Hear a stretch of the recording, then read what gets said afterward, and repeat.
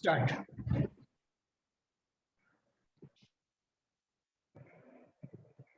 नमस्कार सभी को। पॉजिटिव वाइब्स की आज की श्रृंखला में बहुत ही सकारात्मक बातों का चयन किया जाएगा।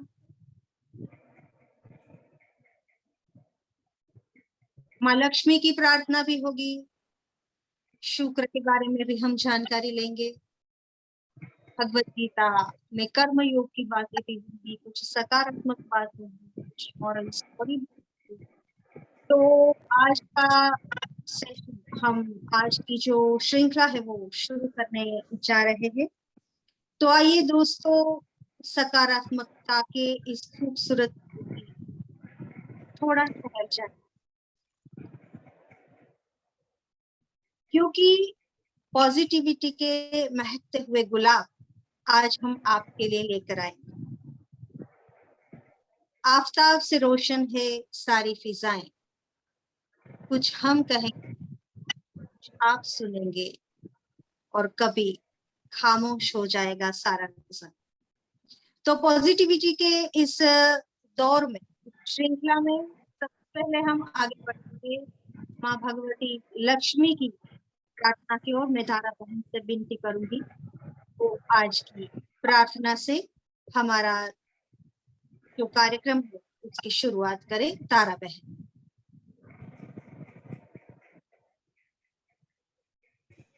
आमीलिताक्षमधिगम्य मुदा मुकुन्दम् आनन्दकन्दमनिमेषमनङ्गतन्त्रम् आकेकरस्थितकनीनिकपक्षमनेत्रम् भूते भवेन्मम भुजंगशयाङ्गनाया।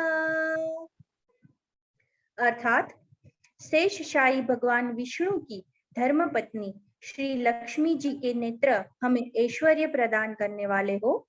जिन आंखों की पुतली तथा बरौनिया प्रेम के वशीभूत होकर अध खुले हैं, किंतु अपलक नयनों से देखने वाले आनंद कंद श्री मुकुंद को अपने निकट पाकर कुछ तिरछी हो जाती है।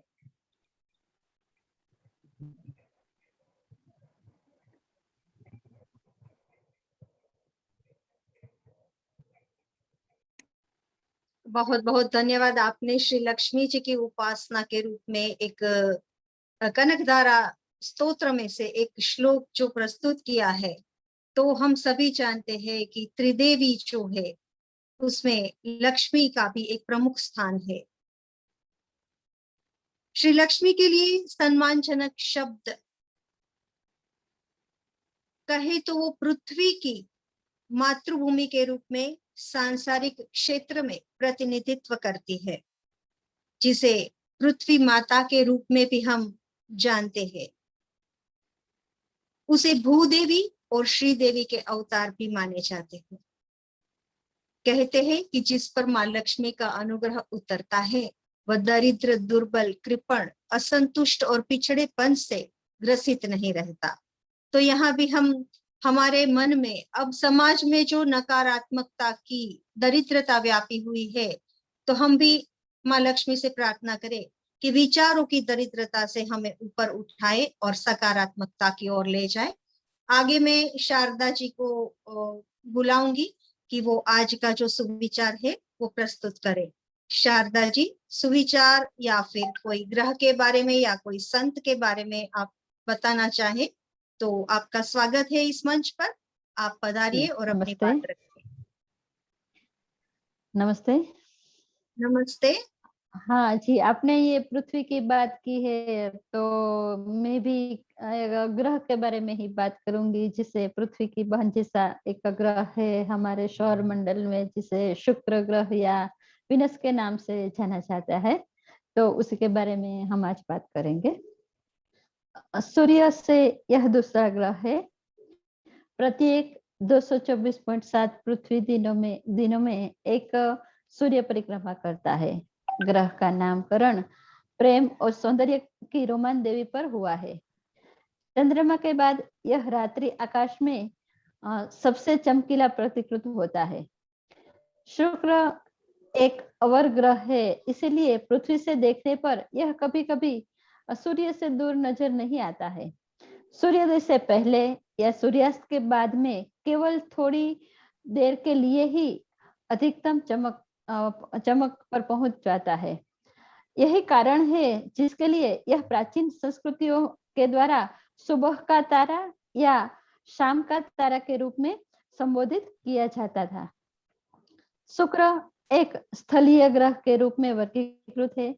समान आकार, गुरुत्वाकर्षण और संरचना के कारण कभी-कभी इसे पृथ्वी की बहन का ग्रह कहा गया है।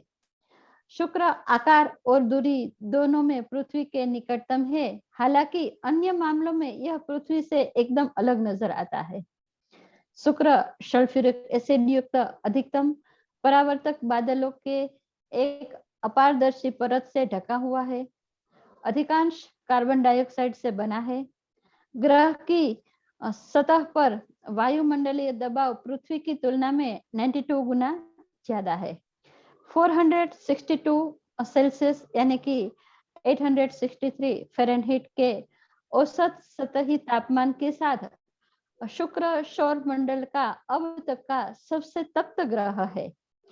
शुक्र पर अतीत में महासागर हो सकता है, ऐसी एक मान्यता है। बढ़ते तापमान के साथ वह बाष्पीकृत हो गया होगा। शुक्र की भूमि बिखरे शिलाखंडों का एक सूखा मरुधन है और समय समय पर ज्वालामुखीकरण द्वारा तरोताजा की हुई है। 2020 में हुई दूरदर्शी शोध में इसको वायुमंडल के फॉस्फोरिक गैस होने की प्रमाण मिले हैं, जिससे शुक्र पर जीवन की संभावना पुनः परिकल्प किया जा सकता है। सौर मंडल के सभी ग्रह सूर्य की परिक्रमा एक वामावृत दिशा में करते हैं। अधिकांश ग्रह अपने अक्ष पर भी एक वामावृत दिशा में ही घूमते हैं, लेकिन शुक्र हर 243 पृथ्वी दिवस में एक बार दक्षिणावर्त दिशा में घूमता है, यानी कि उल्टी दिशा में घूमता है। तो ये थोड़ी बहुत जानकारी थी शुक्र ग्रह के बारे में, जो अमी जी मैंने आपके साथ साझा की, दर्शकों के साथ भी। नमस्ते। बहुत बहुत अच्छी जानकारी आपने खगोल के बारे में दी, शुक्र ग्रह के बारे में। तो मैं तो ज्यादा जानती नहीं, मेरा खगोल और भूगोल थोड़ा ठीक है, लेकिन मुझे इतना पता है कि जो जिन लोगों की राशि में ज्योतिष शास्त्र के अनुसार हम देखें तो जिनका शुक्र प्रबल होता है वो लोग औरों से हटकर होते हैं, कुछ अलग होते हैं, और ये लोग अक्सर कला, सौंदर्य और ऐसे कुछ क्षेत्र है उसमें आगे होते हैं। मुख्य रूप से ये एक बहुत ही शक्तिशाली और प्रभावशाली ग्रह माना जाता है, और कहते हैं, I am not sure, but ऐसा मैंने कहीं पर सुना है कि शुक्र ग्रह जो है वो हमारे शरीर के भीतर जल तत्व को संचालित और नियंत्रित करता है। तो बहुत बहुत अच्छी जानकारी आपने शुक्र के बारे में दी। एक बात और भी मुझे याद आती है कि जिनका शुक्र प्रभावशाली होता है वो लोग बहुत भावुक और संवेदनशील प्रकृति के भी होते हैं। तो इसी भावुकता और संवेदनशीलता को हम आगे बढ़ाएंगे तो भगवत गीता की हमें याद आएगी कि बहुत ही एक संवेदनशील ये हमारी जो क्लासिक टेक्स्ट है कि जिसके बारे में जितना भी कहो उतना कम है। ऐसी जीवन में ऐसी कोई समस्या नहीं जिसका हल भगवत गीता में से हम ना निकाल सके। तो ऐसे ही भगवत गीता के श्लोक का पठन करने के लिए मैं अनीता जी को आमंत्रित करूंगी। अनीता जी आइए और बताइए कि आज हमें आप क्या ज्ञान देने वाली है गीता का। अनीता जी। धन्यवाद अमीबेन। हरिओम। हरिओम। आज भगवत गीता के 3 अध्याय कर्मयोग में हम कर्तव्य कर्म की बात करते थे। वही बात को हम आगे बढ़ाएंगे। आगे के श्लोक में भी भगवान ने कर्तव्य कर्म की ही बात की। तो आगे हम 25वां और 26वां श्लोक पठन करेंगे और उनके भावार्थ को समझने का प्रयास करेंगे।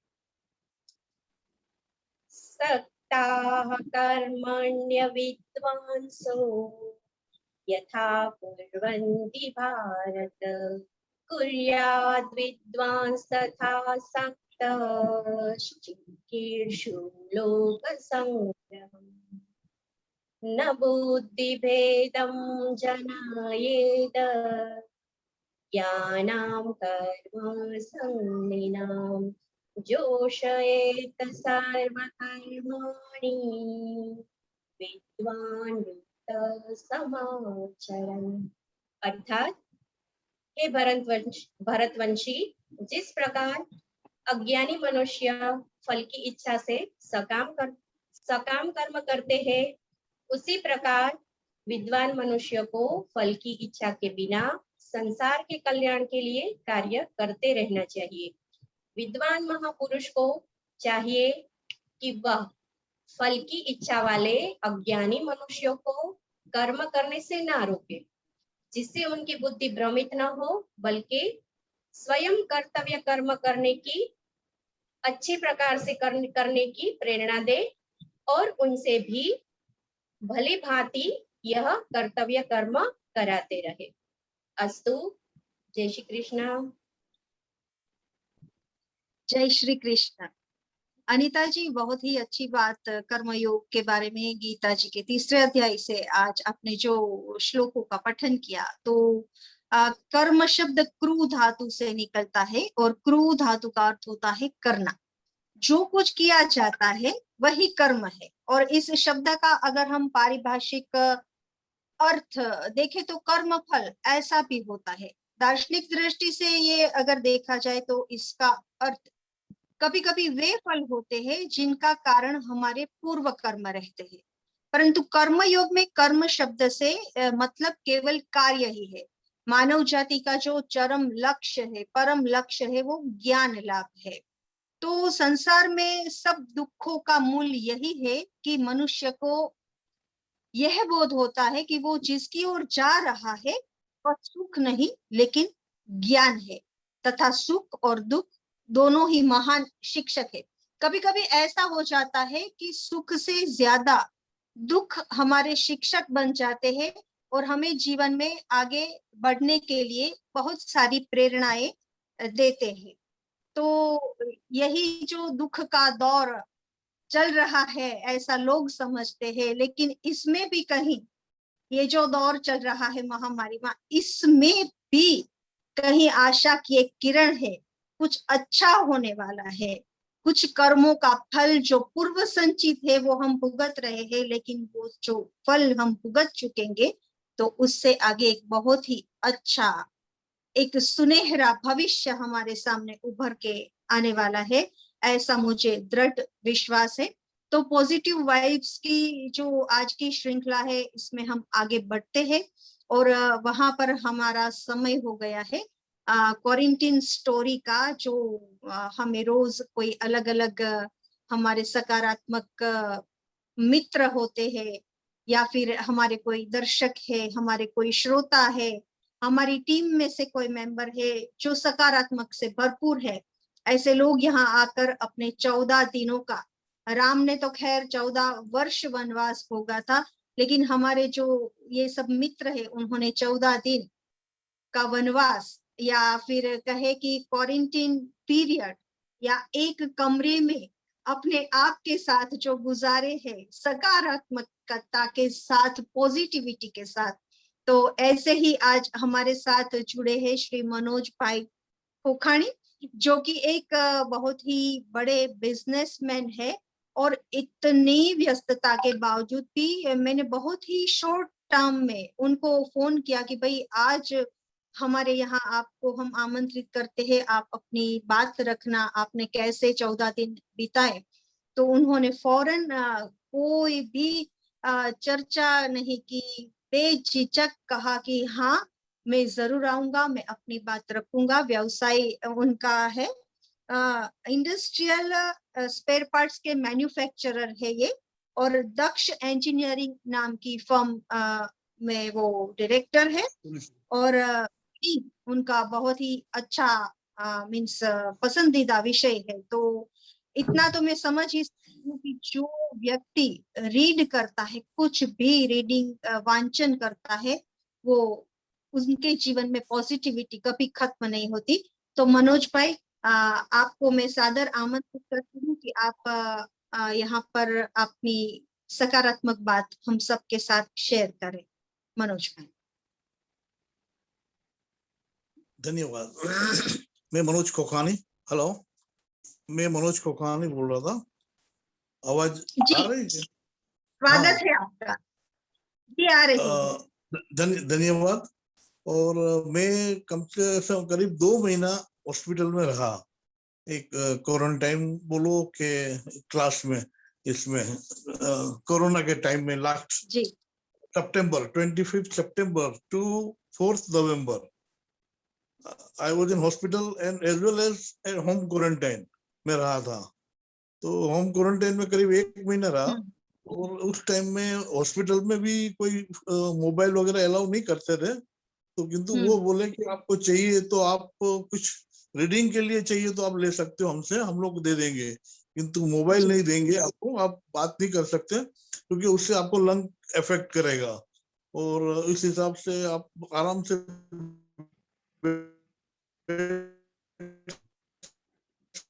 सकते हो, बात काम पढ़ नहीं कर सकते हो। तो हमने बोला तो हमको बहुत अच्छा लगा, आप हमको कोई भी न्यूज़पेपर ले दीजिए या कोई भी बुक्स दे दीजिए तो हमारा टाइम उस हिसाब से बहुत अच्छा पास हो जाएगा। और मुझे पता भी नहीं लगा, जो करीब 2 महीना मैं हॉस्पिटल में रहा, 1.5-2 महीना करीब, हाँ, और 1 महीना मैं घर पे रहा क्वारंटाइन में। तो अच्छा रहा मुझे, मेरा टाइम अच्छी तरह से पास भी हो गया, लोकल न्यूज़पेपर वगैरह पढ़ के।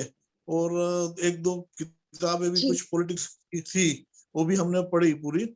और इस हिसाब से हमने टाइम पास कर लिया अपना अच्छा।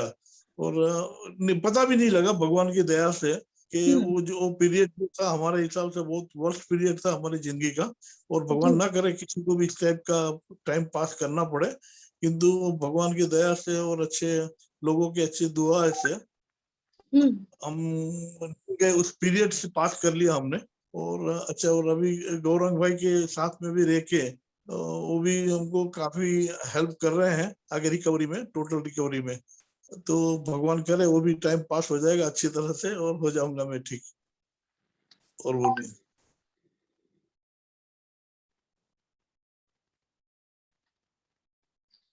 बहुत बहुत धन्यवाद, आपने अपनी बात रखी। इतनी व्यस्तता के बावजूद भी आप यहाँ पर आए और रीडिंग की जो बात की, सर की जो बात की, और आप अभी अच्छे हो रहे, वैसे तो एकदम फिट ही दिख रहे हैं। कोई ऐसा नहीं कह सकता कि आप इतनी बड़ी बात से गुजरे हुए हो। जी, तो आपका बहुत बहुत धन्यवाद मनोज भाई। आगे बढ़ते हुए एक मॉरल स्टोरी मैं आप सभी के सामने रखने जा रही हूँ। एक बार एक आदमी रास्ते से कहीं जा रहा था। रास्ते में उसे एक बहुत ही बड़ा, एकदम, हाथी तो वैसे बड़े ही होते हैं, तो वो उसने बड़ा हाथी देखा, बहुत विशालकाय था। और इतना ताकतवर होने के बावजूद भी वो एक जोर सी रस्सी से बंधा हुआ था। यह देखकर उसे बहुत ही आश्चर्य हुआ कि भाई इतना बड़ा हाथी और एक कमजोर रस्सी के सहारे बंधा कैसे रह सकता है, जबकि हाथी में तो इतनी शक्ति होती कि वो बड़े बड़े पेड़ों पहाड़ों को हिला सकता है। वो चाहे कितनी भी कठिन जंजीर हो उसे भी वो तोड़ सकता है और आजाद हो सकता है। तो ये इतनी पतली डोरी, इतनी पतली रस्सी से कैसे बंधा हुआ है, जबकि यहाँ कोई जंजीर नहीं है, कोई पिंजड़ा भी नहीं है। तो ऐसा क्या कारण है कि जिसकी वजह से ये इतना बड़ा विशालकाय हाथी अपने आप को इस रस्सी के बंधन से मुक्त नहीं कर सकता? और इसका कारण जानने के लिए वो तो बहुत बेताब हो गया और इधर उधर देखा, तो उसे वहां एक महावत दिखाई दिया। महावत तो आप जानते हैं ना, महावत जो हाथी को प्रशिक्षित करता है, हाथी को अंकुश में रखता है, उसे महावत कहते हैं। तो वो जाता है महावत के पास और उसे पूछता है कि भाई ये विशालकाय हाथी है जो 1 सेकंड में तहस नहस कर सकता है कुछ भी, तो इतनी कमजोर रस्सी से कैसे बंधा हुआ है, उसने कभी भागने की कोशिश नहीं की? तो वह महावत कहता है कि जब ये हाथी बहुत ही छोटा था तब मैं इसे इस रस्सी के सहारे बांधा करता था। उस समय ये रस्सी इतनी मजबूत थी कि इसको तोड़ पाना उसके लिए बेहद ही मुश्किल था। उस समय इसने उस रस्सी को तोड़ने का भरपूर प्रयास किया, कई बार कोशिश की, कई बार वो हारा, कई बार गिर गया, पैरों से खून भी निकला, लेकिन उसके लिए इस रस्सी को तोड़ पाना मुमकिन नहीं हुआ। काफी प्रयास करने के बाद असफल होकर उसने हार मान ली और असंभव मानकर रस्सी पर जोर लगाना भी छोड़ दिया। धीरे धीरे जब ये बड़ा होता गया, इसे अभी भी ऐसा ही लगता था कि ये रस्सी इससे नहीं टूट सकती, अतः यह उसे तोड़ने में असमर्थ है, ऐसा उसने मान लिया और इसने रस्सी को तोड़ने का प्रयास नहीं किया। आज यह वही वयस्क और विशालकाय हाथी है जो कि उसने मन में गांठ बांध ली है कि ये रस्सी उससे नहीं टूटने वाली। हालांकि यह किसी भी समय रस्सी को तोड़कर अपने आप को बंधन से मुक्त कर सकता है, लेकिन बचपन की हार, जीवन की हार मानकर यह अब ये कोशिश नहीं करता। फलस्वरूप यह केवल एक कमजोर रस्सी से ही बंधा रहता है। यह बात जानकर उस व्यक्ति को बड़ा ही आश्चर्य हुआ। तो ये जो स्टोरी है, कहीं ना कहीं हम सभी के जीवन में भी हमने इसका अनुभव किया होगा कि हम हार मान लेते हैं। कोई प्रयास हम करते हैं, फिर एक बार निष्फलता मिली, 2 बार मिली, 3 बार मिली, फिर चौथी बार हम प्रयास करना छोड़ देते हैं। तो हमें ऐसा नहीं करना है। अगर हम ऐसा करेंगे तो हम कभी भी बंधन से मुक्त नहीं हो पाए। तो इस हाथी के समान ही हम में से कितने भी लोग ऐसे हैं जो ऐसा मान लेते हैं कि वो जीवन में कभी सफल हो ही नहीं सकते, क्योंकि पहले उन्होंने पूरी कोशिश की थी लेकिन असफल रहे। हो सकता है सफलता का पूरा प्रयास मन से न किया हो तो भी ये हो सकता है। हो सकता है उस बालक हाथी के समान हम पूरी ताकत से कोशिश न कर पाए, लेकिन इस समय आप किसी काम को करने में समर्थ है, लेकिन हम प्रयास नहीं कर रहे। यह सोचकर कि पहले भी हम इसमें असफल रह चुके हैं, इस सोच को हाथी की रस्सी वाली सोच का नाम दिया जाएगा। और हो सकता है आप जिस रस्सी को तोड़ सकते हुए उस रस्सी से जिंदगी भर बंधे रहे। तो हमारे साथ जो आज मनोज भाई थे, उन्होंने रस्सी को तोड़ दिया, उन्होंने भय को भगा दिया और कोरोना से उन्होंने अपनी जंग है वो जीत ली।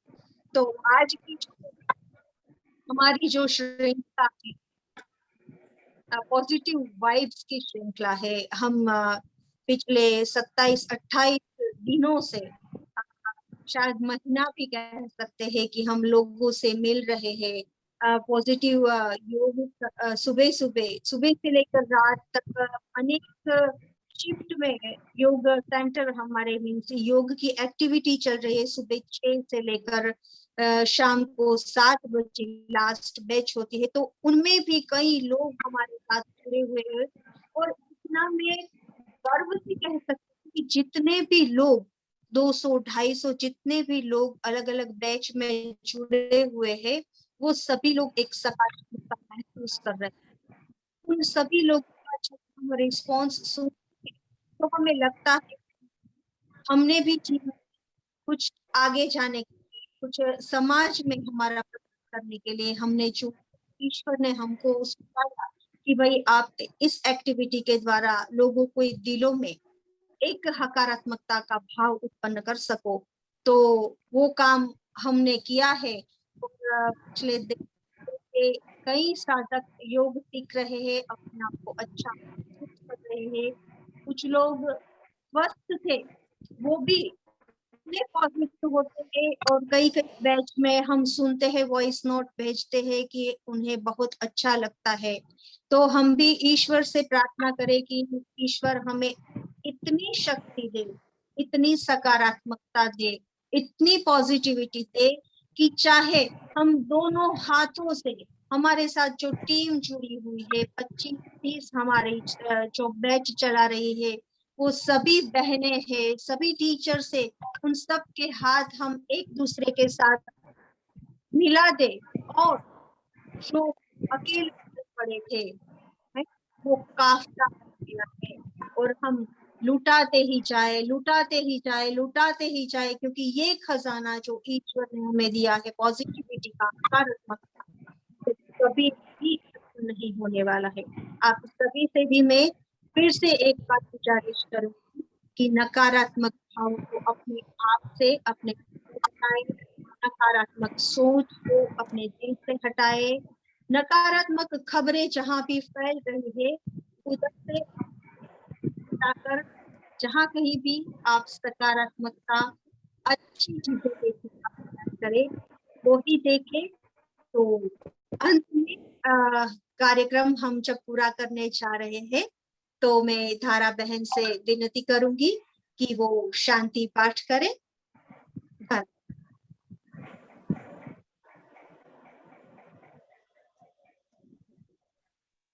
ॐ सर्वे भवन्तु सुखिनः, सर्वे सन्तु निरामयाः, सर्वे भद्राणि पश्यन्तु, मा कश्चित् दुःखभाग् भवेत्। ॐ शान्ति शान्ति शान्तिः।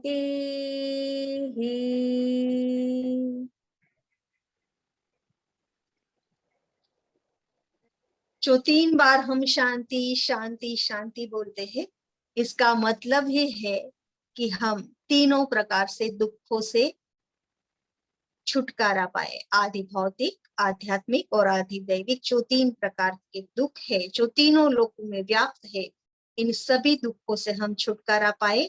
इसीलिए हम अंत में शांति शांति शांति कहते हैं। तो इसी शांति को आप अपने मन में बरकरार रखते हुए आपका बहुत बहुत धन्यवाद। आप सब लोग सुखी रहे, सलामत रहे और खुश रहे, इसी कामना करते हुए आज का पॉजिटिव वाइब्स का ये जो अंक है उसे हम समाप्त करते हैं। हरिओम, सभी को धन्यवाद।